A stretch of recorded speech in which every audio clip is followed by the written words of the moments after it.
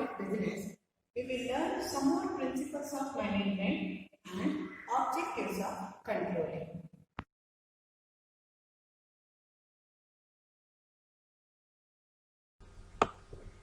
Let us read some more principles of management. In that, equity. What is the meaning of equity in management? Equity means that there should be fair dealing, accommodation or cooperative attitude among the common employees and the managers. So managers should treat all the employees equally. They should not be partial to anybody. So fair dealing while giving the salary or promotion or while handling the employees, they should be fair enough to treat everyone equally. Then only there will be cooperative attitude among the employees as well as the managers. The next one is stability of security to personnel. That means there must be security of job to the personnel. When employees are working in a firm, if there is security of job, they will work properly. If there is no security of job, if they are thrown out without any proper reason, then the employees do not work peacefully and they won't give 100% also. And they always think about changing the firm, or they don't want to continue in the firm where there is no job security. So, stability of security to personnel. Initiative. The management should have the capacity to think out original plans and execute them. The age-old tradition, age-old methods, if they are not working, then the management should have the capacity and they should be bold enough to take some original plans or some different plans and execute them. Definitely the employees like such managers, and employees will be very happy to work in that firm. And sometimes, though there are some risks, but management should know how to handle those risks. Without risk, they won't get any profit or they won't get any gain. So they have to take some initiative.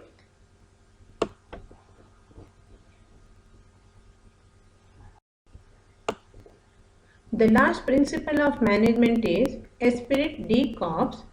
It means unity is strength.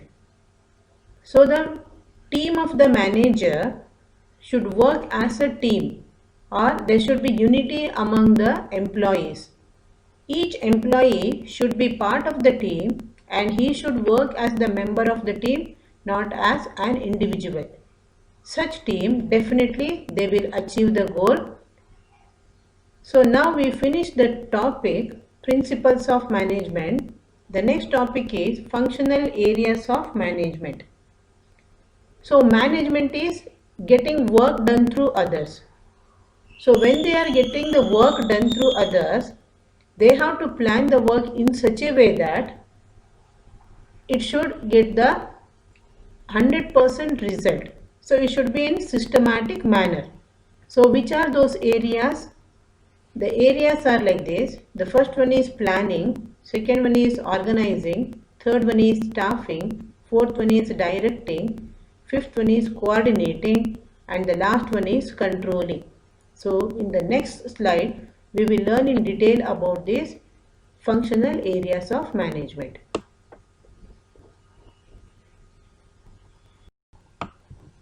Let us read the functional areas of management in detail.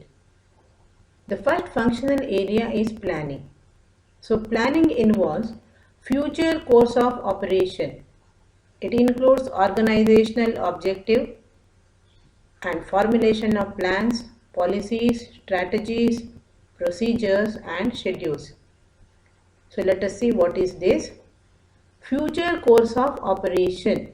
So they have to plan about the future course. So what should they do in this year, in the next year, in this month, next month. So they have to think about future course of operation.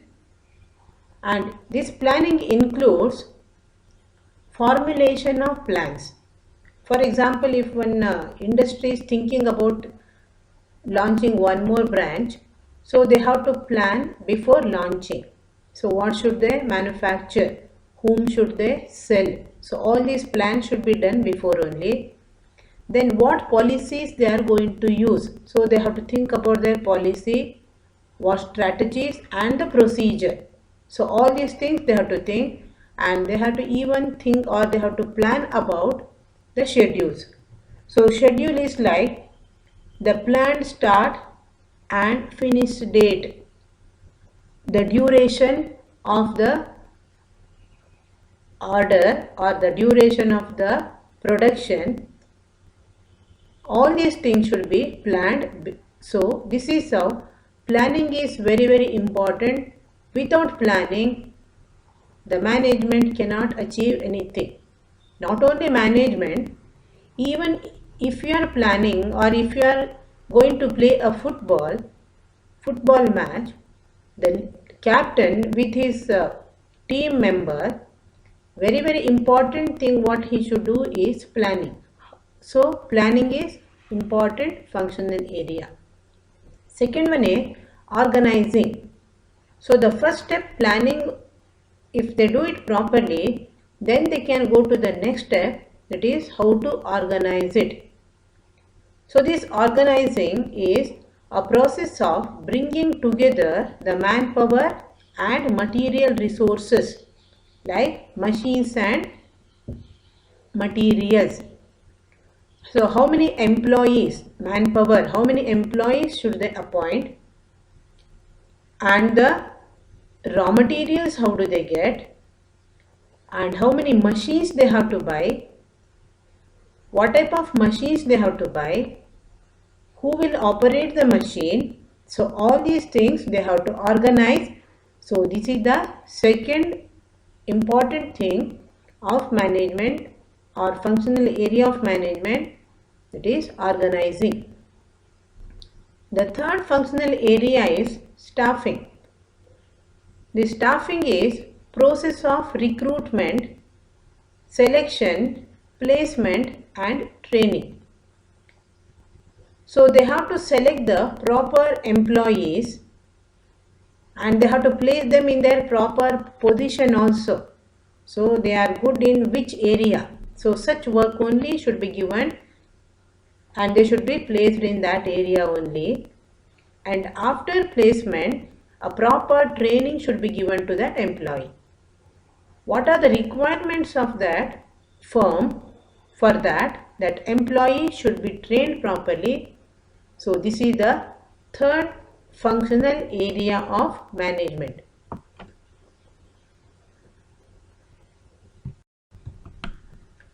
The next functional area is directing.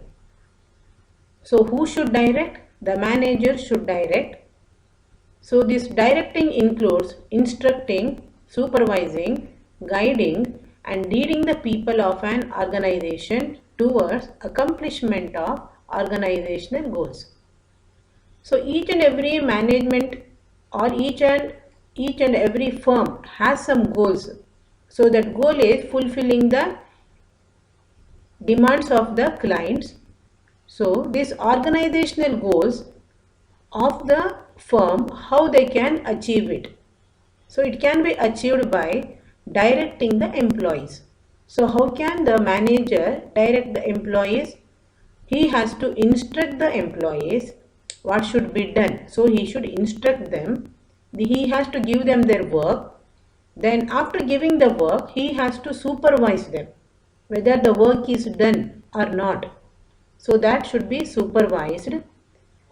Then he should guide the people or he should guide the employees. Then only they can achieve the organizational goals. Without direction, the employees won't do the work properly. So if they need any help, the manager should be there. This is how directing plays a very important role in functional areas. The next one is coordinating. So coordinating is blending of the activities of the different departments for the achievement of desired goals. If there are many departments in a firm, So all the departments should cooperate with each other.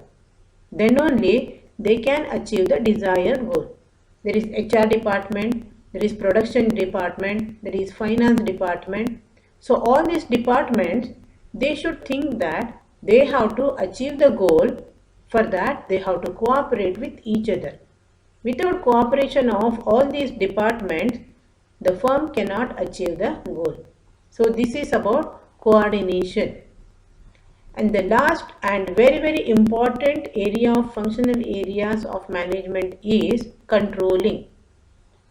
Who should control the activities of the firm? The manager or the head of the firm should control the employees. So how should he control the employees? If it is needed to punish them, he should punish the employees. He should tell them to be disciplined, and he should tell them to come on time and do their work properly. So this is how controlling the employees is very important. Without the proper controlling, the employees won't do the work properly. So in the next slide, we will learn about the main objectives of controlling. Why should the manager control the employees? That will be discussed in the next slide.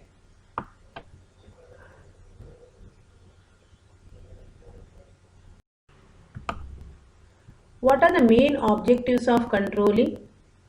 Why should the manager control the employees? The reasons are as follows.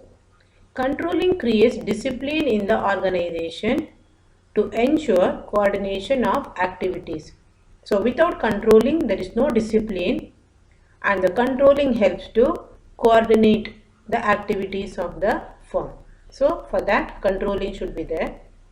Controlling ensures confirmation of actual performance with the predetermined plans. The country would have decided to achieve some plans or goals. So for that, controlling is needed, then only they can perform that plan. So controlling is needed. The third one is controlling increases the overall efficiency of the organization.